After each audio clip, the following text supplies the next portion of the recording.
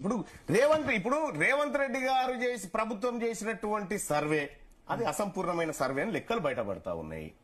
Senior జర్నలిస్టులను కలిసి మాట్లాడుతుంటే మా ఇంటికి స్టిక్కర్ వేసారు, మా ఇంటికే రాలేదు సర్వే వాళ్ళు, ఫోన్ చేసి బతిలాడితే కూడా రాలేదు అని చెప్తా ఉన్నారు. సర్వే ఎక్కడ కూడా సజావుగా సాగలే. ఒకటే రోజులో సర్వే చేశాడు. సర్వేని ఆదరా బాదరా కాదు, ఒకే రోజు ముంబైలో ఉన్నోడు కూడా ఢిల్లీలో ఉన్నోడు కూడా ఇక్కడికి వచ్చి సర్వేలో పాల్గొని వెళ్ళిపోయాడు. కేసీఆర్ చేసినటువంటి సర్వే లెక్కలుండే పట్టుకని ఇది ఫేక్ సర్వే అని తేలింది. గడప గడపలోన నీ పేరు రాసుకున్నవే, కడుపులోన పెట్టుకొని మమ్ముల చూసుకున్నవే, మాకెంత గోస వచ్చే ఏదోటి జయవే, అమ్మలాంటి ఆలన నీది అయ్యా కేసీఆర్, నమ్మలేకపోతోంది నీ పాలన లేదంటే ఊరు, అమ్మలాంటి ఆలన నీది అయ్యా కేసీఆర్, నమ్మలేకపోతోంది నీ పాలన లేదంటే ఊరు.